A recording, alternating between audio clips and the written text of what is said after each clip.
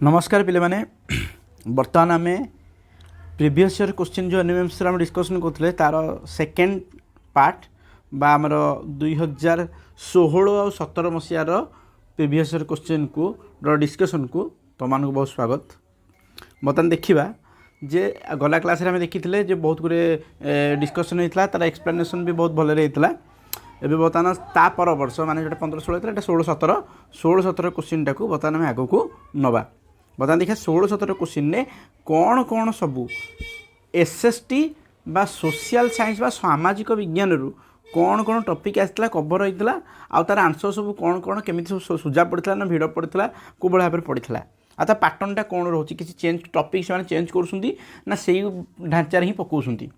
तेज देखा से टॉपिक गुला कौन कौन सब बता आरंभ करें। प्रथम क्वेश्चन पहले प्रथम क्वेश्चन हूँ प्रथम तीरोरी युद्ध कहा प्रथम तीरोरी युद्ध रे किए पराजित होइथिले। प्रथम तीरोरी युद्ध रे पराजित होइथिला भितर बर्तमान क्वेश्चन सॉल्व करिया आगुर एई गोटे क्वेश्चन नै कि केतेटा प्रश्न होउची एटा देखिया। प्रथम कथा तीरोरी युद्ध प्रथम तीरोरी युद्ध के प्रथम क्वेश्चन होउची प्रथम तीरोरी युद्ध केबे हेइथिला पहले केबे हेइथिला 1190 रे हेइथिला पहले। ओके 1190 रे हमर केबे हेइथिला प्रथम तीरोरी युद्ध हेइथिला। आमर द्वितीय तीर युद्ध के होता ना द्वितीय तीर होता 1191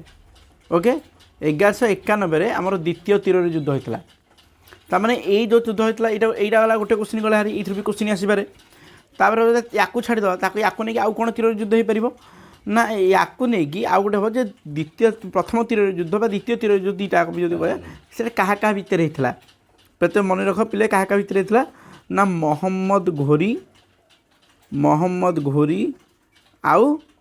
किए पृथ्वीराज चौहान मोहम्मद घोरी आ पृथ्वीराज चौहान को भितर होता दुईटा आग एथे दुईटा प्रथमटा भी होता मोहम्मद घोरी पृथ्वीराज चौहान द्वितीयटा भी होता मोहम्मद घोरी पृथ्वीराज चौहान भितर। तबे ये तुम द्वितीय कथा पढ़नी प्रथम कथा पढ़ी देखिए। प्रथम युद्ध रे प्रथम तीर युद्ध बा जहाँ को इंग्लीश तुम कह बैटल ऑफ तारेन जो बैटल ऑफ तारेन रे किए बा प्रथम तीर युद्ध किए पराजित होते ये विजय किए होते पड़ी पराजित किए होते पड़ी ओबियसली पराजित देखिए जानते ओबियसली विजयटा जानी हो। तो देखिए पराजित किए होते मन रखिए प्रथम तीर युद्ध में मोहम्मद घोरी पराजित होते जेहेतु मोहम्मद घोरी पराजित होते नेक्स्ट ईयर रे से पुणी थे आक्रमण करके जीति थे। तार द्वितीय तीर युद्ध जो क्वेश्चन आसे द्वितीय तीर युद्ध में किए पराजित होते द्वितीय तीर युद्ध में पृथ्वीराज चौहान पराजित होते किंतु तुम प्रश्न ये जेहतु अच्छी प्रथम तीर युद्ध में किए पराजित होते तो उत्तर हम मोहम्मद घोरी। ओके आई होप तुम मैंने सब बुझीपार बा ये गोटे क्वेश्चन में तीन क्वेश्चन कवर है। तापर बर्तमान जो नेक्स्ट क्वेश्चन को नेक्स्ट क्वेश्चन पिले कौन ना निम्नलिखित शासक मान भितर किए दिल्ली रु दौलताबाद को राजधानी परिवर्तन करते यहाँ पे बहुत इंटरेस्टिंग क्वेश्चन पागल राजा भी यहाँ कहते जे गोटे राजधानी कौन करते ना जो मुंड खराब है सी कहते दक्षिणात्य को संभाले दाक्षिणात्य माने कौन ना साउथ पार्ट ऑफ इंडिया है साउथ पार्ट को जो संभालिया लगी सी कौन कहते दिल्लीटा जेहेतु उत्तर भाग्य रोचे तो दक्षिण जिनसा कंट्रोल कर सुविधा होना तेणु सी कौन कहते ना राजधानी को दिल्ली रु दौलताबाद को शिफ्ट कर दौलताबाद बोले कौटे अच्छी ना आम डेक्कान टाइम अच्छी माने भारत मानचित्र धरा जो भारत मानचित्र प्रॉपर्ली तुम मन पड़नी माने हाथ हेनी तो मुझे ये देखिए भाभी यहाँ हूँ भारत मानचित्र यहाँ भारत मानचित्र हेल्ले दिल्लीटा कौटे आम ये जगार अच्छी सी कौन दौलताबादटा हूँ यही जगार कि तो यही एरियाटा को सी कंट्रोल करा लगी कौन कहते ना शिफ्ट यू शिफ्ट करते ये दौलताबाद को। ओके किंतु परवर्ती समय आउ जो किसी समय पर जो देखिले प्रोब्लेम है दिल्ली को कंट्रोल करी होनी सी कौन करते पुणी दौलताबाद दिल्ली को आउे शिफ्ट करते कैपिटालटा तो कैपिटल चेंज माने ये कौन चेंज कले परिवर्तन कले राजधानी परिवर्तन कले से कौन प्रकार असुविधा नहीं किंतु निजे तो परिवर्तन कले कले राजधानी बिल्डिंग चेंज करते सी कले ना दिल्ली में जो लोक अच्छा से समस्ते उठिकी आस तार दिल्ली में कौन करते हजार हजार लक्ष लक्ष लोक उठिकी आसिले एठिकी एठू पुणी आउ किछ वर्ष पर जो सेट हो पुणी आउ थे एठिकी मुव करे तो ये वर्ष वर्षर दहड़ा उपड़ भितर एवं सीना प्लेन अच्छी से प्लेन नाला रास्तार चलिक जाते ताने एत सब जिन चला चली करा भितर कौन कहते बहुत गुरे लोक मरी जाते तेणु ये स्टेपटा को मूर्खता कहुए तो पागल राजा बाया राजा कहते तब से राजा जनक किए तो पे राजा आ कहीं नुहति ऑप्शन गुड़ी भितर कौन देखिए ऑप्शन भितर कौन कौन अच्छी ना इल्तुतमिश मोहम्मद बिन तुगलक अलाउद्दीन खिलजी इब्राहिम लोदी ତେବେ ଆଉ କେହି ନୁହଁ ମହମ୍ମଦ ବିନ୍ ତୁଗଲକ। ଭଲ ରାଜା ଥିଲେ, ଧାର୍ମିକ ରାଜା ଥିଲେ, ଆଉ ସବୁ ଜିନିଷ ବୁଝୁଥିଲେ, କିନ୍ତୁ ପାଗଳଙ୍କ ଭଳିଆ ଟିକେ ହରକତ ଥିଲା। ତେଣୁ ତାଙ୍କ ନାଁ ହେଲା ମହମ୍ମଦ ବିନ୍ ତୁଗଲକ ବା ତୁଗଲକ ତାକୁ ବୋଲି କୁହାଯାଏ। ଓକେ, ଆଇ ହୋପ୍ ତୁମମାନେ ବୁଝିପାରୁଥିବ। ତାପରେ ଯିବା ପରବର୍ତ୍ତୀ ପ୍ରଶ୍ନକୁ। ଭାରତକୁ ଜଳପଥ କିଏ ଆବିଷ୍କାର କରିଥିଲେ? ପିଲେ ଭାରତକୁ ଜଳପଥ ଆମେ ଜାଣିଛେ ୟୁରୋପୀୟ ମାନେ ଯେତେବେଳେ ଆସିଲେ ସବୁଠୁ ପ୍ରଥମେ ଜଳପଥ ଆବିଷ୍କାର କରିକି ବାଣିଜ୍ୟ କାରବାର କରିବାକୁ ଆସିଲେ। ତେବେ ଭାରତୀୟ ଜଳପଥ କିଏ ଆବିଷ୍କାର କରିଥିଲେ ପିଲେ ଦେଖିବେ। ମନେ ରଖିଥିବ ପିଲେ, ଅପସନ୍ କ'ଣ କ'ଣ ଅଛି ନା କଲମ୍ବସ୍, ଭାସ୍କୋଡା ଗାମା, ଆଲବୁକାର୍କ, ବାର୍ଥୋଲୋମିଉ ଡାୟାଜ। ତ ବାର୍ଥୋଲୋମିଉ ଏଇ ଯେଉଁ ଭିତରେ ଏଇ ଦୁଇଟା ଯାକ ତ କଟିଯିବ। ପ୍ରଥମ କଥା ୟା ସହିତ ତୁମ ବହି ଭିତରେ କୌଣସି ଲିଙ୍କ ନାହିଁ, ଏଇଟା କଟିଯିବ। ତା ବଳିଗଲେ କେତୋଟା ନା କଲମ୍ବସ୍କୁ ଆଉ ଭାସ୍କୋଡା ଗାମା। ତ ପିଲେ ମନେ ରଖିଥା, କଲମ୍ବସ୍ ଆମର ହେବନି ଆନ୍ସର। ତ ଆନ୍ସର ଆମର କ'ଣ ହେବ ନା ଭାସ୍କୋଡା ଗାମା। ଆମ ଆନ୍ସର ହେବ ଭାସ୍କୋଡା ଗାମା। ଭାସ୍କୋଡା ଗାମା ଭାରତରୁ ଜଳପଥ ଆବିଷ୍କାର କରିଥିଲେ। ହେଲା, କେତେ ମସିହାରେ କରିଥିଲେ ଏଇଟା ତୁମ ଲାଗି ପ୍ରଶ୍ନ। କେତେ ମସିହାରେ ଜଳପଥ ଆବିଷ୍କାର କରିଥିଲେ ସେଇଟା କମେଣ୍ଟ ସେକ୍ସନରେ ଜଣା। ତାପରେ ବର୍ତ୍ତମାନ ଦେଖିବା ଆଉ କିଏ ବଞ୍ଚିଗଲେ କିଏ। କଲମ୍ବସ୍ ଆମେ ଜାଣିଦେବା, କଲମ୍ବସ୍ ତାହେଲେ ନାଁ ଦେଇଛି ମାନେ ସେ କିଛି ତ ଗୋଟେ କରିଥିବେ। ନା କଲମ୍ବସ୍ ପିଲା ମନେ ରଖିଥିବା, କଲମ୍ବସ୍ କ'ଣ କରିଥିଲେ ଆମେରିକାକୁ ଜଳପଥ ଆବିଷ୍କାର କରିଥିଲେ। କଲମ୍ବସ୍ ଆମେରିକାକୁ ଜଳପଥ ଆବିଷ୍କାର କରିଥିଲେ। ଏବେ ଯିବା ପରବର୍ତ୍ତୀ ପ୍ରଶ୍ନ ପିଲେ। ପରବର୍ତ୍ତୀ ପ୍ରଶ୍ନଟି ହେଉଛି ଓଡ଼ିଶାର ସୂର୍ଯ୍ୟବଂଶୀ ଶାସନର ପ୍ରତିଷ୍ଠାତା କିଏ ଥିଲେ? ଓଡ଼ିଶାରେ ଆମେ ଜାଣିଛ ବହୁତ ଗୁଡ଼ିଏ ଶାସନ ଥିଲେ, ଗଙ୍ଗବଂଶ, ସୂର୍ଯ୍ୟବଂଶ, ଚନ୍ଦ୍ରବଂଶ, ଏହାର ସବୁ ଶାସନ କରିଥିଲେ। ତ ତାଙ୍କ ଭିତରୁ ଆମର ସୂର୍ଯ୍ୟବଂଶର ପ୍ରତିଷ୍ଠାତା କିଏ? ତ ବର୍ତ୍ତମାନ ଅପସନ୍ ଗୁଡ଼ିକ ଦେଖିବା କ'ଣ କ'ଣ ଅଛି ନା ଚୋଡ଼ଗଙ୍ଗ ଦେବ, ପ୍ରତାପରୁଦ୍ର ଦେବ, ପୁରୁଷୋତ୍ତମ ଦେବ ଆଉ କପିଳେନ୍ଦ୍ର ଦେବ। ତ ଏମାନଙ୍କ ଭିତରୁ ଠିକ୍ ଅପସନ୍ ପିଲେ କେଉଁଟା? ତ ଆଗ ଅପସନ୍ ଉତ୍ତର କହିଦେଉଛି, ତାପରେ ଡିଟେଲର ଏକ୍ସପ୍ଲେନେସନ୍ ଦେଖିବା। ଆଗ ପିଲେ ଉତ୍ତର ତୁମର ହେବ ନା କିଏ ପ୍ରତିଷ୍ଠାତା ଥିଲେ ନା କପିଳେନ୍ଦ୍ର ଦେବ। ପିଲେ କପିଳେନ୍ଦ୍ର ଦେବ ସୂର୍ଯ୍ୟବଂଶର ପ୍ରତିଷ୍ଠାତା। ଓକେ, ଆଉ ଚୋଡ଼ଗଙ୍ଗ ଦେବ ମନେ ରଖିଥିବ, ଚୋଡ଼ଗଙ୍ଗ ଦେବ ହେଉଛନ୍ତି ଗଙ୍ଗବଂଶର ପ୍ରତିଷ୍ଠାତା ପିଲେ। ଆଉ କପିଳେନ୍ଦ୍ର ଦେବଙ୍କ ପୁଅ ହେଲେ ପୁରୁଷୋତ୍ତମ ଦେବ, ପୁରୁଷୋତ୍ତମ ଦେବଙ୍କ ପୁଅ ହେଲେ ପ୍ରତାପରୁଦ୍ର ଦେବ। ତାମାନେ ଏଇ ତିନି ଚୋଡ଼ଗଙ୍ଗ ଦେବକୁ ଛାଡ଼ିଦେଲେ ଏଇ ତିନି ଜଣଙ୍କର ସୂର୍ଯ୍ୟବଂଶୀ ଭିତରେ ଯାଉଛନ୍ତି। ଓକେ, ଆଉ ଚୋଡ଼ଗଙ୍ଗ ଦେବ ଯିଏ ଥିଲେ ସିଏ ଗୋଟେ ଅଲଗା ଡାଇନାଷ୍ଟ୍ରିର ଲୋକ। ଓକେ, ବର୍ତ୍ତମାନ ଆମେ ଯିବା କ'ଣ ପରବର୍ତ୍ତୀ ପ୍ରଶ୍ନ। ଖ୍ରୀଷ୍ଟାବ୍ଦ 1757ରେ ବଙ୍ଗର ଶାସକ କିଏ ଥିଲେ? ପିଲେ 1757 ମସିହା ହିଁ କ'ଣ ପାଇଁ ମସିହାଟା ଅଧିକ ପଚାରା ହେଲା? ଏଇ ମସିହାରେ ହେଇଥିଲା କ'ଣ? ତ ଏଇ ମସିହାରେ ପଲାସି ଯୁଦ୍ଧ ହେଇଥିଲା। ପିଲେ ପଲାସି ଯୁଦ୍ଧଟା କାହା ଭିତରେ ହେଇଥିଲା ନା ଆମର ସିରାଜ ଉଦ୍ଦୌଲା ଯିଏ ଏଇ ଟାଇମ୍ରେ ବଙ୍ଗର ଶାସକ ଥିଲେ ଆଉ ଇଂରେଜମାନଙ୍କ ଭିତରେ। ଇଂରେଜମାନଙ୍କୁ ଲିଡ଼୍ କରିଥିଲେ କିଏ ବା ନେତୃତ୍ୱ ନେଇଥିଲେ କିଏ? Robert Clive. ତ ବର୍ତ୍ତମାନ ପ୍ରଶ୍ନରେ ମୁଁ ତ ଉତ୍ତର କହିସାରିଲି ଯେ କ'ଣ ଖ୍ରୀଷ୍ଟାବ୍ଦ 1757ରେ ବଙ୍ଗର ଶାସକ କିଏ ଥିଲେ? ତାହେଲେ ସିରାଜ ଉଦ୍ଦୌଲା। ପିଲେ ସିରାଜ ଉଦ୍ଦୌଲା ହିଁ କ'ଣ କରିଥିଲେ ନା ଇଂରେଜମାନଙ୍କ ବିରୁଦ୍ଧରେ ଯୁଦ୍ଧ କରୁଥିଲେ। ଯୁଦ୍ଧର ନାଁ ଯେହେତୁ ଏଇଟା ଯୁଦ୍ଧଟା ପଲାସିଠି ହେଇଥିଲା, ତେଣୁ ସେ ଯୁଦ୍ଧକୁ ପଲାସି ଯୁଦ୍ଧ ନାମରେ ଫେମସ୍ ବା ପ୍ରସିଦ୍ଧ। ଓକେ, ତ ବର୍ତ୍ତମାନ ଯିବା ପରବର୍ତ୍ତୀ ପ୍ରଶ୍ନକୁ। ପିଲେ ପରବର୍ତ୍ତୀ ପ୍ରଶ୍ନଟି ହେଉଛି ଭାରତରେ ଡାକତାର ବ୍ୟବସ୍ଥା କିଏ ପ୍ରଚଳନ କରିଥିଲେ? ଡାକତାର ପିଲେ ବ୍ୟବସ୍ଥା ମାନେ କ'ଣ ପିଲେ? ଯେଉଁମାନେ ଇଂଲିଶ ମିଡ଼ିୟମରେ ଅଛ ସେମାନେ ମୁଁ କହିଦେଉଛି ଯେ ଡାକତାର ବ୍ୟବସ୍ଥା ମାନେ କ'ଣ? ଟେଲିଗ୍ରାଫ। ପିଲେ ଯେଉଁ ଟେଲିଗ୍ରାଫ ଥିଲା ସେ ଟେଲିଗ୍ରାଫ ଲାଇନ୍ ବର୍ତ୍ତମାନ କିଏ ସେ ପ୍ରଚଳନ କରିଥିଲେ? ଓକେ, ସେଇ ଜିନିଷଟା ହେଉଛି ଡାକତାର, ତାକୁ କହନ୍ତି ଡାକତାର ବା ଟେଲିଗ୍ରାଫ। ସେଇଟା କିଏ ଭାରତରେ ପ୍ରତିଷ୍ଠା କରିଥିଲେ? ସେଇଟା ଆନ୍ସର୍ ହେବ ପିଲେ କ'ଣ ନା ଆନ୍ସର୍ ହେବ ଲର୍ଡ଼ ଡେଲହାଉସି। କିଏ କରିଥିଲେ? ଲର୍ଡ଼ ଡେଲହାଉସି କରିଥିଲେ। ଏବେ ଯିବା ପରବର୍ତ୍ତୀ ପ୍ରଶ୍ନକୁ। ପିଲେ ପରବର୍ତ୍ତୀ ପ୍ରଶ୍ନଟି ହେଉଛି ଓଡ଼ିଶାରେ ପାଇକ ବିଦ୍ରୋହ ବା 1870 ମସିହାରେ ଯେଉଁଟା ଆମର ପାଇକ ବିଦ୍ରୋହ ହେଇଥିଲା ମନେ ରହିଥିଲା। ପିଲେ କୋଶ୍ଚିନ୍ ନେଇ ତୁମେ ଦେଇଦେଉଛି, ନେକ୍ସଟ ପରୀକ୍ଷା ତୁମକୁ ପଚାରି ଦେଇପାରେ ଯେ ଓଡ଼ିଶାରେ ପାଇକ ବିଦ୍ରୋହ କେବେ ହେଇଥିଲା। ତ ମନେ ରହିଥିବ ଏଇଠି ଯେଉଁ ଡାଟା ଅଛି ଏଇ ପ୍ରିଭିୟସ୍ କୋଶ୍ଚିନ୍ ତୁମେ ଅଧ୍ୟୟନ କଲେ ବି ତୁମେ ବହୁତ ଗୁଡ଼ିଏ ଜିନିଷ ଏଇଠୁ ପାଇଯିବ। ତ ବର୍ତ୍ତମାନ ଦେଖିବା, ବର୍ତ୍ତମାନ କ'ଣ ଅଛି ନା 1857ରେ ଯେଉଁ ଓଡ଼ିଶାରେ ପାଇକ ବିଦ୍ରୋହ ହେଇଥିଲା ତା'ର ନେତୃତ୍ୱ କିଏ ନେଇଥିଲେ? ଯେଉଁ ପାଇକ ବିଦ୍ରୋହର ନେତୃତ୍ୱ କିଏ ନେଇଥିଲେ? ପିଲେ ପାଇକ ବିଦ୍ରୋହର ନେତୃତ୍ୱ ନେଇଥିଲେ 1870ରେ ବକ୍ସି ଜଗବନ୍ଧୁ।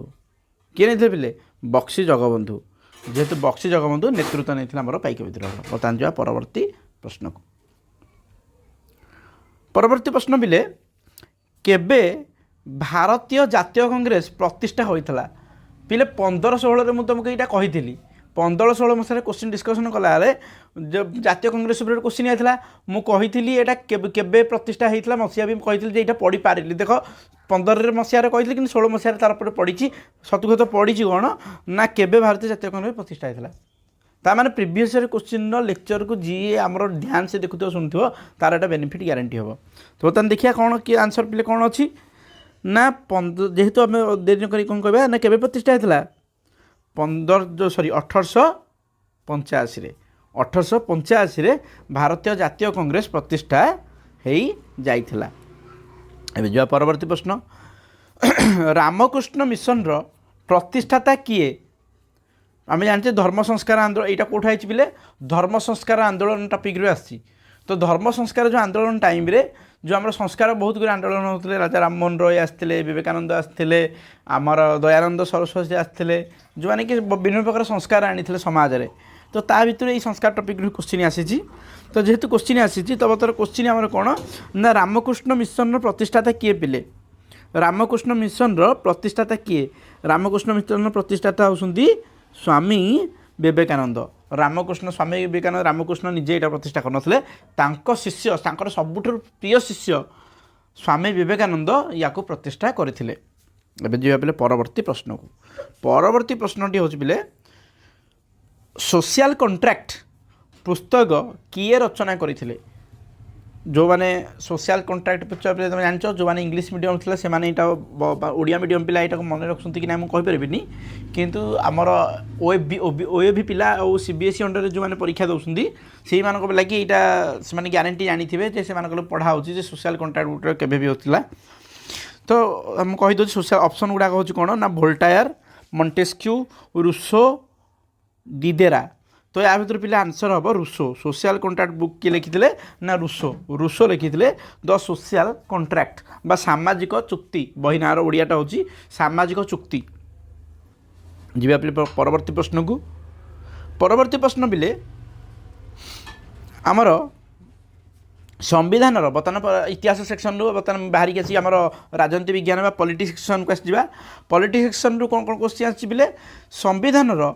କେଉଁ ଭାଗରେ ରାଷ୍ଟ୍ରୀୟ ନିର୍ଦ୍ଦେଶମୂଳକ ନୀତି ଗୁଡ଼ିକ ଦର୍ଶାଯାଇଛି? ସମ୍ବିଧାନରେ ଆମେ ଜାଣିଛେ ଭାଗ ହୋଇକି ଅଛି, ପ୍ରଥମ ଭାଗ, ଦ୍ୱିତୀୟ ଭାଗ, ତୃତୀୟ ଭାଗ, ଏମିତି କେତେଟା ଭାଗ ହୋଇକି ଅଛି ହେଲା। ଆମର 8ଟା ଭାଗ ଥିଲା, ଆରମ୍ଭରୁ 8ଟା ଭାଗ ଥିଲା, ବର୍ତ୍ତମାନ ଆମର କେତେଟା 12ଟା ଭାଗ ହୋଇଯାଇଛି। ବର୍ତ୍ତମାନ ଟାଇମ୍ରେ ଆମର କେତେଟା ପିଲେ ଆମର 12ଟା ଭାଗ ଅଛି। ଆଗରୁ ଥିଲା କେତେଟା 8ଟା ଭାଗ, ଏବେ ଅଛି 12ଟା ଭାଗ। ତ ସେ 12ଟା ଭିତରୁ ସେ 12ଟା ଭିତରୁ ଆମର କ'ଣ ହେଉଛି ନା ବର୍ତ୍ତମାନ ପଚାରିଛି ଯେ ଆମର ଯେଉଁ ରାଷ୍ଟ୍ରୀୟ ନିର୍ଦ୍ଦେଶମୂଳକ ନୀତି ବା DPSP ପିଲେ DPSP directing principle of state policy, ସେ ଯେଉଁ ରାଷ୍ଟ୍ରୀୟ ନିର୍ଦ୍ଦେଶମୂଳକ ନୀତି ଗୁଡ଼ା କେଉଁ ଭାଗରେ ଅଛି? ତ ପିଲେ ଆନ୍ସର୍ କ'ଣ ହେବ ନା ଚତୁର୍ଥ ଭାଗରେ ଅଛି। ତ ତୃତୀୟ ଭାଗରେ ପିଲେ ତା ପୂର୍ବ ତୃତୀୟ ଭାଗରେ କ'ଣ ଅଛି ନା ସବୁଠୁ ଇମ୍ପୋର୍ଟାଣ୍ଟ ପିଲେ ମନେ ରଖିଥାଉ ତୃତୀୟ ଭାଗରେ ଆମର ଅଛି କ'ଣ ମୌଳିକ ଅଧିକାର। କ'ଣ ଅଛି ପିଲେ ମୌଳିକ ଅଧିକାର ବା ଫଣ୍ଡାମେଣ୍ଟାଲ ରାଇଟ୍ସ ଗୁଡ଼ା ଅଛି। ଓକେ, ତାହେଲେ ପିଲେ ଦେଖିବା ଚତୁର୍ଥ ଏ ଆଉ ଗୋଟେ ମନେ ରଖିଥିବ ପିଲେ ମୌଳିକ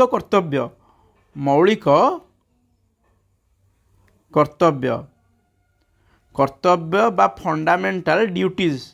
এইটা কোটি ଅଛି ପିଲେ ନା ସେଇଟା ବି ଏଇ ଚତୁର୍ଥ ଭାଗରେ ଅଛି, କିନ୍ତୁ ଚତୁର୍ଥ ଏ ଅଛି, ଫୋର୍ଥ ଏ ବା ଚତୁର୍ଥ କ। ଓଡ଼ିଆରେ ତାକୁ କହନ୍ତି ଚତୁର୍ଥ କ, ଓଡ଼ିଆରେ ତାକୁ କହନ୍ତି ଚତୁର୍ଥ କ ବା ଫୋର୍ଥ ଏ ତାକୁ କୁହାଯାଏ। ଓକେ, এইটির ଅଛି କ'ଣ ଫୋର୍ଥ ଏରେ ଅଛି କ'ଣ ମୌଳିକ କର୍ତ୍ତବ୍ୟ। କିନ୍ତୁ ଛାଡ଼ ବର୍ତ୍ତମାନ ତୁମ ପ୍ରଶ୍ନଟା ହେଉଛି ଏଇଠି କ'ଣ ନା ରାଷ୍ଟ୍ରୀୟ ନିର୍ଦ୍ଦେଶମୂଳକ ନୀତିଟା କେଉଁଠି ଅଛି? ରାଷ୍ଟ୍ରୀୟ ନିର୍ଦ୍ଦେଶମୂଳକ ପୁରା ସିଧା ଉତ୍ତର ଯେ ସେ ଚତୁର୍ଥ ଭାଗରେ ହିଁ ଅଛି। ଓକେ, ବର୍ତ୍ତମାନ ଯିବା ପରବର୍ତ୍ତୀ ପ୍ରଶ୍ନ ପିଲେ। ପରବର୍ତ୍ତୀ ପ୍ରଶ୍ନଟି ହେଉଛି ଭାରତୀୟ ସମ୍ବିଧାନକୁ କିଏ ସଂଶୋଧନ କରିପାରିବେ? এইটাক ଅପସନ୍ ପିଲେ ଦେଖିଦେବା କିଏ କିଏ ସଂଶୋଧନ କରିପାରିବେ? ରାଷ୍ଟ୍ରପତି କରିପାରିବେ, ନା ପ୍ରଧାନମନ୍ତ୍ରୀ କରିପାରିବେ, ନା ସୁପ୍ରିମକୋର୍ଟ କରିପାରିବେ, ନା କେହି ନୁହେଁ? ତ ପିଲା ବହୁତ ପିଲା କ'ଣ କରନ୍ତି ଏଇଠି ମାରିଦିଅନ୍ତି ନା ସୁପ୍ରିମକୋର୍ଟ। ବହୁତ ପିଲା କାହିଁକି ମାରିଦିଅନ୍ତି ପିଲେ सी टी ऊपर बुद्धि खटेबे बहुत पिला माने बहुत एडवांस चिंता कर देकी कहबे जेहेतु संविधान माने संविधान ठीक रे संशोधन होची ना नहीं भूल संशोधन होची ना नहीं हेटा जानिया लागि सुप्रीम कोर्ट करि परिबो व्याख्या करि परिबो जेहेतु फाइनल प्रथम लास्ट व्याख्या सी करि परिबो सुप्रीम कोर्ट तेणु काले हेइथिबो तो यहाँ एक्चुअली सठिक उत्तर पिले नुहे ताले उत्तर ठीक सठिक उत्तर पिले कोटा हम ना सठिक उत्तर हम कहीं नुहे कहीं सठिक उत्तर यहाँ कौन पे हम ना तार ओरिजिनल आंसर तुम ऑप्शन भितर नहीं ओरिजिनल आंसर होची संसद संसद बा जहाँ को तुम पार्लियामेंट भी कहूच है पार्लियामेंट ओके जो पार्लियामेंट तुम कह से पार्लियामेंट ही तुम संविधान को कौन कर संशोधन कर जेहेतु पार्लियामेंट बा संसद ऑप्शन ये ना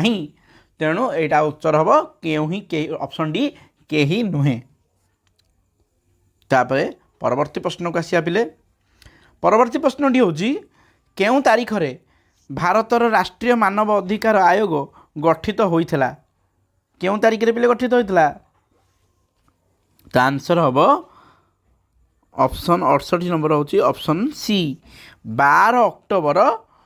1993 मसीह 12 अक्टोबर 1993 पिले तुम मसीहा मन ये तुम यहीटक मन रखा दरकार नहीं तुम मसीहा तक पिले मन रखी देथियो ना तुम यहीटा मन पड़ जाओ देख तुम मसीहा भितर सबुठ 93 मसीहा भितर आउ कौन तारीख मेंशन कराही ना तो 93 जो अच्छे आखि बुझिकी से हम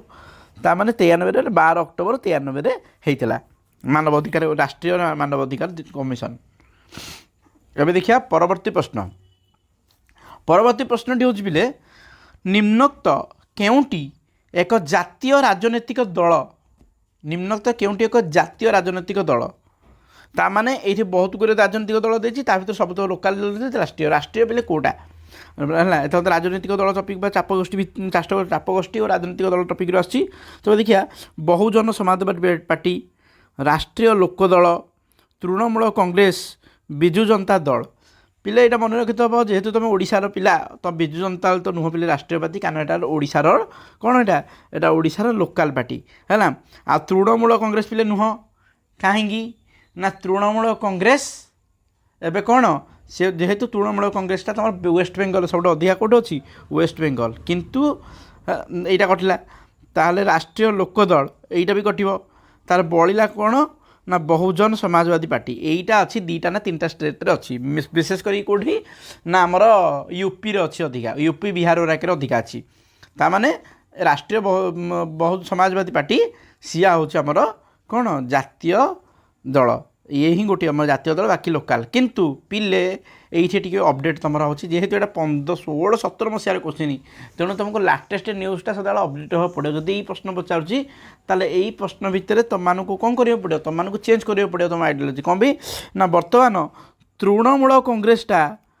पिले बर्तमान तृणमूल कांग्रेसटा गोटे नेशनल पार्टी हो गला तार जब ये बर्तमान पुराना प्रश्न भितर नुआ आउ थे पड़े ताल तुम उत्तर जोड़े जोड़े बाहर तार तृणमूल कांग्रेसटा बर्तमान गोटे नेशनल पार्टी हो सारा तृणमूल कांग्रेसटा बर्तमान गोटे आंचलिक पार्टी राष्ट्रीय पार्टी हो गला तेणु उत्तरटा सदा लाटेस्ट जिनस तुम कौन कर फोकस कर आम ये लाटेस्ट सब जिन माने ये करेन्ट अफेयर जोटा अपडेट जिनस तुम कौट पाइब तुम आम भिडियो पाइब आम क्लास तुम पाइब जो लाटेस्ट वीडियो लाटेस्ट इनफर्मेशन जो बदलुँ इनफर्मेशन जो बदलुँ तेरे लाटेस्ट इनफर्मेशन पाया लगी एबे ये चैनल को सब्सक्राइब कर पिले जदि तुम नुआ सब्सक्राइब कर बढ़िया कथा जदि सब्सक्राइब करन ताले एपर्यंत सीधा सीधा जल्दी जल्दी सब्सक्राइब कर फल भविष्य में कौन एग्जाम कौन जिन भूल हम ना जीवा बर्तन पिले परवर्ती प्रश्न को परवर्ती प्रश्न हूँ पिले केउं देशरू न्यायिक पुनरावलोकन धारणा भारत आनी अछि न्यायिक पुनरावलोकन माने कौन पिले जुडिशियल रिव्यू जो इंग्लिश मीडियम पढ़ते से आउे कहीदे जुडिशियल रिव्यू माने कौन ना न्यायिक पुनरावलोकन कनसेप्टा पूरा धीरे कि बुझे दूसरी पूरा सर्टली बुझे दूसरी शुण ना धरा जाऊ गोटे आईन संसद प्रणयन कला गोटे जेकोसी गोटे आईन आइला संविधान संशोधन कला जहाँ गोटे कला से जिनसटा न्याय संविधान हिसाब से ना संविधान बाहर बाहर कि सी मन इच्छा गोटे संशोधन कर लोक एग्नेस्ट से देखे किए ना आमर जुडिशियरी बा न्यायपालिका देखे न्यायपालिका देखिब केमिति ना सेठी से कनसेप्टटा यूज करिवो सेई कनसेप्टटा कोन ना न्यायिक पुनरावलोकन अवलोकन माने कोन देखिबा पुनरावलोकन माने पुणी थरे देखिबा सी जोटा दे पास करिछि सेटा को न्यायिक पुनरावलोकन पुणी थरे देखिबो से देखिबो एटा तुम ठीक रे करछ ना भूल रे करछ जदिया करछ संविधान को कोनोसी नीति नियम को तुम किछि क्षति पहुँचे ना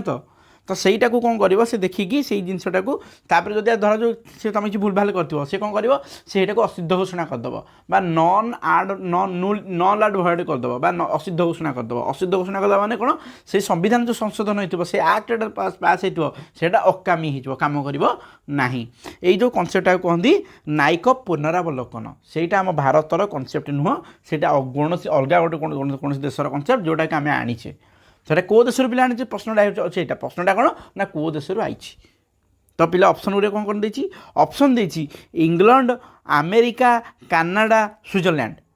तो उत्तर पिले हम कौन ना अमेरिका अमेरिकारु न्यायिक पुनरावलोकन जो आम कनसेप्टा अच्छी तत्वटा अच्छी सेटा को उद्धार करके धार करके आना जाए ओके बर्तमान जा परवर्ती प्रश्न को परवर्ती प्रश्नटी हूँ बिले भारत संविधान केउं धारारे शिक्षागत अधिकार प्रदत्त करा जायछि शिक्षागत अधिकार माने एजुकेशनल राइट्स पिले शिक्षागत अधिकार माने मन रखिथबो शिक्षागत अधिकार जोटे पड़ी से आखि बंद करके कोठे ए लिखा लिखिदबा धारा पछपटे जोटे ए लिखा पिले से आंसर कहीं ना जेटा आगुरु यही शब्दक आगुरु थिला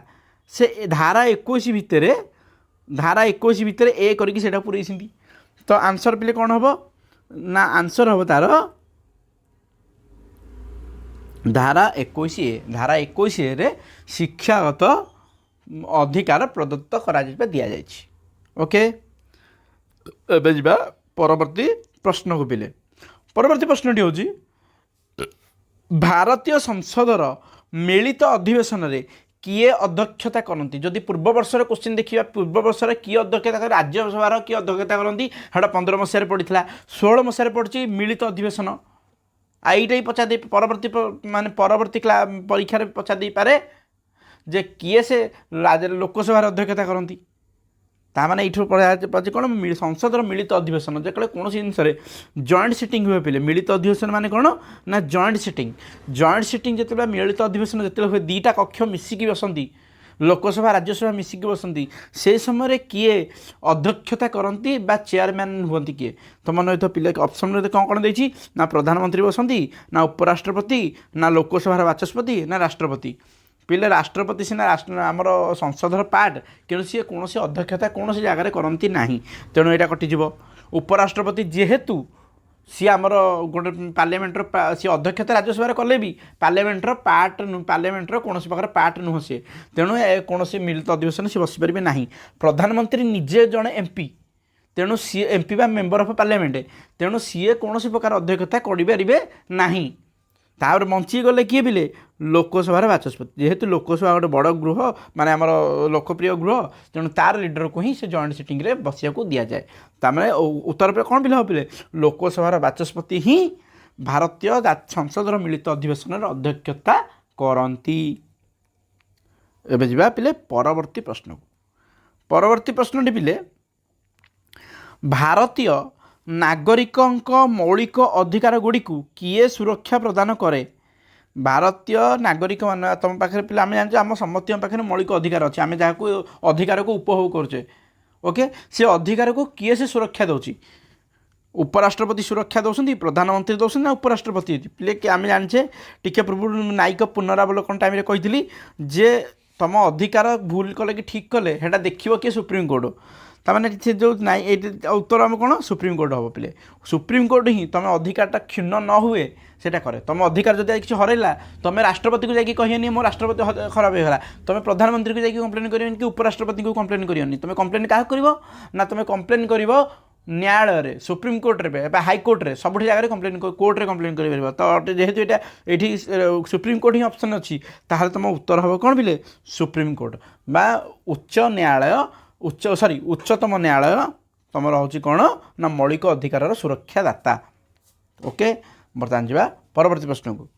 परवर्ती प्रश्नटी बिले निम्नलिखित केउंटी भारतर चाप गोष्ठी संबंध में सठिक बा ठीक नुहे निम्नोक्त मध्य क्योंटी चाप गोष्ठी उपर किसी स्टेटमेंट चार्टा देती वाक्य देती ता भर कौटा ठीक नुहे पिला ठीक नुहे लिखाई मन रखी था मेनसन होती ठीक नुहे मन नहीं था ऑप्शन गुड़ा देखिया से माने गोष्ठीगत बा एकक समस्या को प्रतिनिधित्व करती हाँ पिले एटा ठीक उत्तर जे से माने गोष्ठीगत बा एकक समस्या को ही प्रतिनिधित्व करती गोटे गोष्ठी तांकर निजस्व गोष्ठी गोष्ठीर समस्या को प्रतिनिधित्व करती ये ठीक अच्छे पिले तापर ताला से माने राजनैतिक दल गुड़िक ठारू आकार छोट हाँ पिले से छोट हो पारती बड़ भी हो पारती तापर ये ठीक अच्छी तापर से माने निर्वाचन में प्रतिद्वंदिता करती से माने सरकार कार्यावली को प्रभावित करें सत कथा से माने सरकार कार्यावली को प्रभावित करें कारण से माने हाँ कहले सरकार भी बदल पारती न पारती किंतु ये सी ऑप्शनटा पिले हेनी से माने निर्वाचन में प्रतिद्वंदिता करती ना कारण जदि से निर्वाचन में प्रतिद्वंदिता कले ताहले ताको आमे राजनैतिक दल कहवा ना कि चाप गोष्ठी कहवा ताहले उत्तर सीटा तुम हम ना तार पे ठीक जेहेतु सीटा तुम भूल ऑप्शन ताल तुम उत्तर कौन है पिले एटा कोटा ठीक नुहे ऑप्शन ठीटा ही ठीक नुहे ताल तुम उत्तर कौन हम सी ओके बर्तमान जा परवर्ती प्रश्न को परवर्ती प्रश्न पिले कौन तुम ना परवर्ती प्रश्नटी हूँ भारतीय संविधान रे केउं धारा अनुजाई संसद राज्य तालिका रे थिबा विषय संबंध में आईन प्रणयन करि पारिबो तेबे ये पिले बढ़िया बढ़िया क्वेश्चन पड़ी देख भारतीय संविधान केउं धारा अनुसाई संसद राज्य तालिका रे थिबा समस्त विषय रे आईन प्रणयन करि परिबो पहले जानिया दरकार को धारा रे एते धारा गुड़ी मन रखा दरकार नहीं गोटे धारा अच्छी पिले गोटे कौ धारा रे तीनटा लिस्ट अच्छी कौन ना आमर केंद्र तालिका प्रथम आस कौन आमर केंद्र तालिका बा आमर यूनियन लिस्ट आमर तापर आसो आमर राज्य तालिका बा आमर राज्य तालिका को इंग्लिश रे कौन कहते बा स्टेट लिस्ट तापर आमर राज्य तालिका केंद्र तालिका राज्य तालिका तापर आमर कौन जुग्म तालिका आम इंग्लिश रे आमर कंकरेंट लिस्ट तो ये जो तीनटा लिस्ट को आर्टिकल भितर बा को आर्टिकल बा को धारा रे अच्छी यहाँ मन रही पिले आम तीनटा आर्टिकल आमर धारा 249 रे अच्छी 249 भितर तीनटा माने तीनटा लिस्ट देइछि तार माने से राज्य तालिका भितर कौन से परिवर्तन हो केंद्र तालिका भितर जे लिस्ट विषय प्रश्न पचार माने आखि बुझिकी 249 मारदेव ओके ताहले आंसर जे भारतीय संविधान केउं धारा अनुसार राज्य तालिका रे थिबा विषय कहीं केंद्र आईन प्रणयन कर परिबो तो ऑब्वियसली आमर कौन ना आमर 249 ठीक उत्तर हम बता जा परवर्ती प्रश्न को पिले परवर्ती प्रश्नटी हूँ सबुज विप्लव द्वारा केउं शस्य सर्वाधिक उपकृत होइथिला बा सबुज विप्लव द्वारा कौ शस्य सब अधिका उत्पादन होता अधिका बाहर तो धान ऑप्शन देछि कौन तुम ना धान गहम मका बाजरा तो उत्तर पिले तुम हम कौन धान कारण धान को सबुठ अधिका उत्पादन क्षीर विप्लव परठू धानटार उत्पादन आखि दृष्टिया भाव में वृद्धि पाई ओके बता जा परवर्ती प्रश्न को परवर्ती प्रश्नटी पिले भारत में जातीय आय को केउं क्षेत्र अवदान सर्वाधिक आम जाने भारतीय जातीय आय नेशनल इनकम जो आमर को कृषि देखा कृषि माने कौन ऑप्शन भितर कौन देछि कृषि बा ताको एग्रीकल्चर कहती शिल्प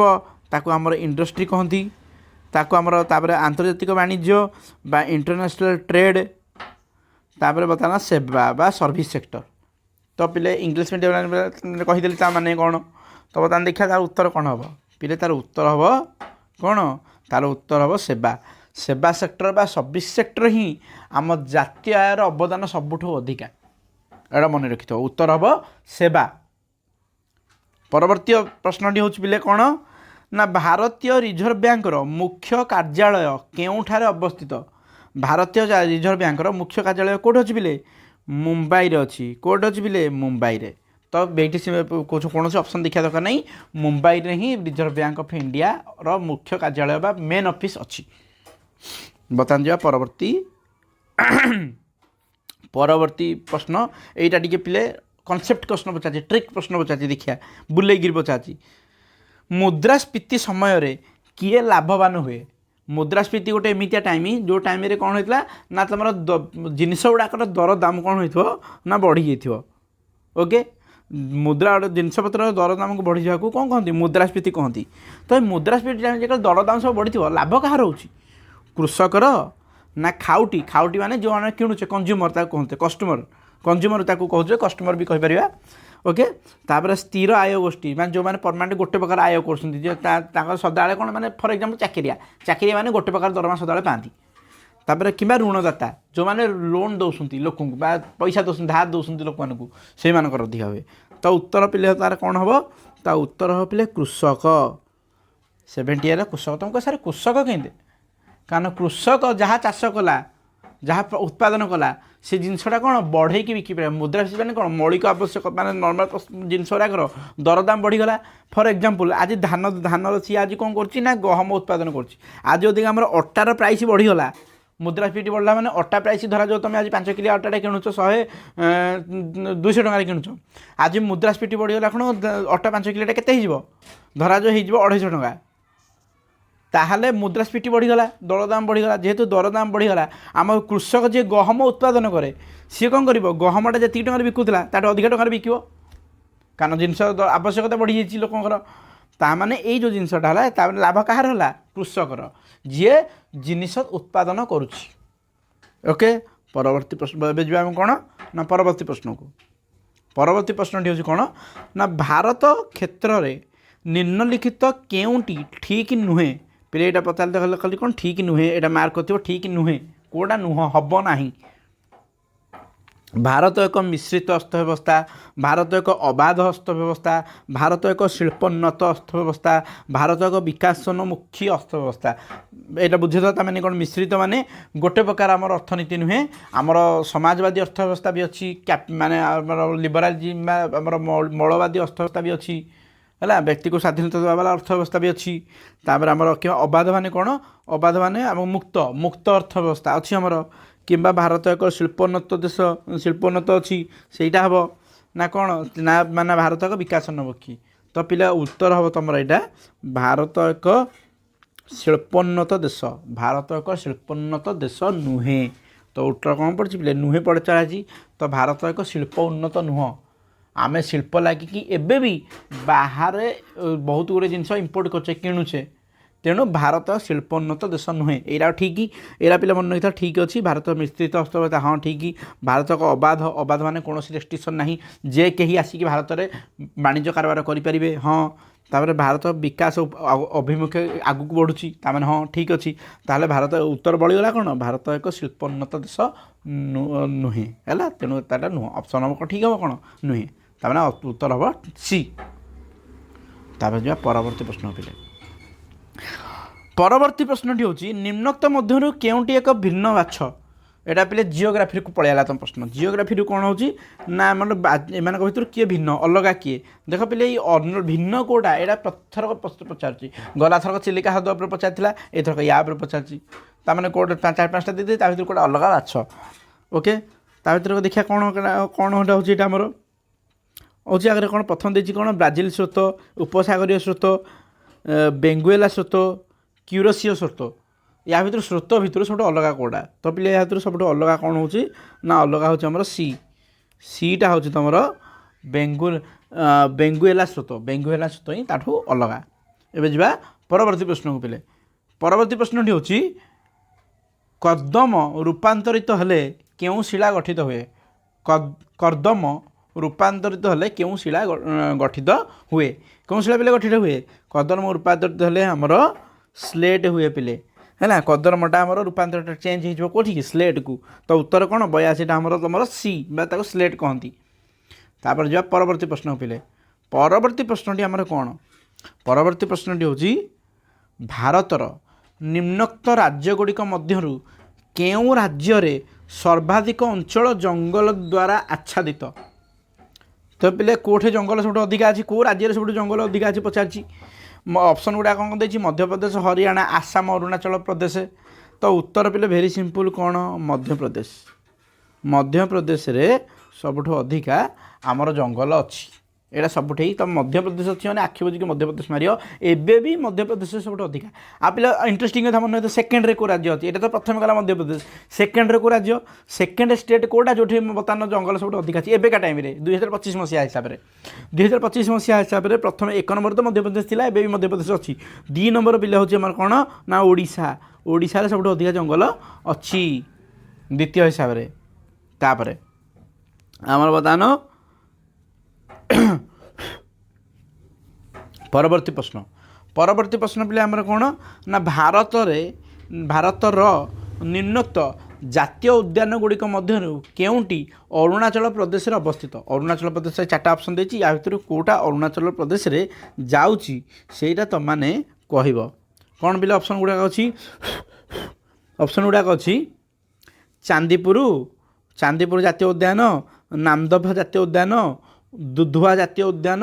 ना कार्बेट जातीय उद्यान तो पिले कौन अच्छी आंसर हम नामदफा जातीय उद्यान जोटा कि आम अरुणाचल प्रदेश भितर जाऊँगी ओके तार परवर्ती प्रश्न देखिया यहाँ पिले बुझियार किसी ना यहाँ घोषी पड़ो तुमको है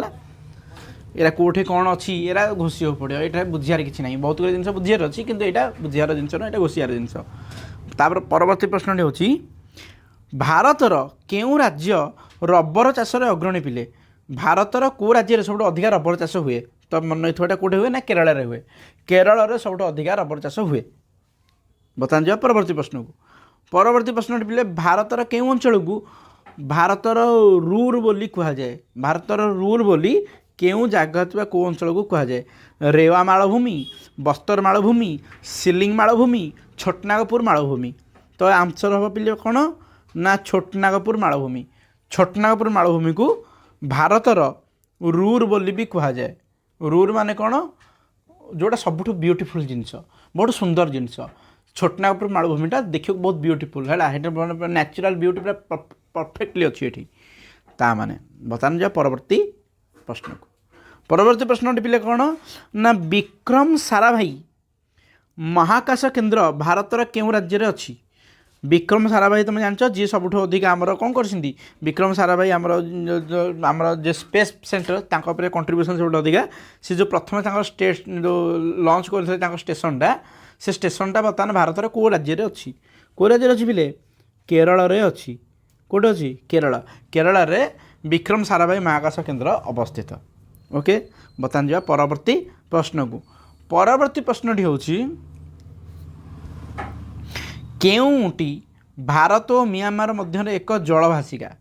बा भारत और म्यांमार पूरा पाखापाखि लागिक अच्छा को गोटे जलराशि कौटा अलग कर दुटा देश अली करदे ना तो भारत सागर म्यांमार लगे था गोटे जलराशि भारत और म्यांमार भर गोटे पानी जाइए पानी स्टेट पानी माने ड्रेन बढ़िया ସେଇଟା को टपी देले आम म्यांमार रे पहुँची पार्चे म्यांमार रे तो देखा सी कौन कौन अच्छी ना नागा पर्वत श्रेणी ना गोरा पर्वत श्रेणी ना खासी पर्वत श्रेणी ना जयंतिका पर्वत श्रेणी तो उत्तर हम पिले कौन ना उत्तर हम तुमर नागा पर्वत श्रेणी कौन कर अलग कर भारत और म्यांमार को ओके बर्तमान जा परवर्ती प्रश्न पिले केउंटी भारतर दीर्घतम जातीय राजपथ केउंटी भारतर दीर्घतम जातीय Rajpath 2 number 4 number 7 number 8 number केते नंबर पिले आमर उत्तरटी हम 7 नंबर आम 7 नंबर भारतीय राजपथ सबुठ बड़ तो मो आज ये तुम बर्तमान प्रश्न जे सबुठ छोट जातीय राजपथ कोटा कह कमेंट बॉक्स रे ओके तापरे बर्तमान जा परवर्ती प्रश्न हूँ केउंटी भारतर दाक्षिणात्य मालभूमिर प्रवाहित नदी गुड़िक मध्य दीर्घतम आम जानते सबुठ दीर्घतम नदी है गंगा नदी भारतर सबुठ बड़ नदी दीर्घतम नदी है तो गंगा नदी सबुठ लंबा सबुठ अधिक बहीकि तो जब ये हिसाब से बांटिदेवा तो दक्षिण में कौ नदीटा अच्छी जोटा माने गंगा नदी भाया पाखापाखि बड़ गंगा नदी भाया डिटो बड़ नुह पाखापाखि बड़ तो पिले मन रही था दक्षिण गंगा क्या कहुए तो ये गंगा नदी जेहतु कही मन रही तो दक्षिण गंगा क्या कहुए दक्षिण गंगा क्या कहुए गोदावरी को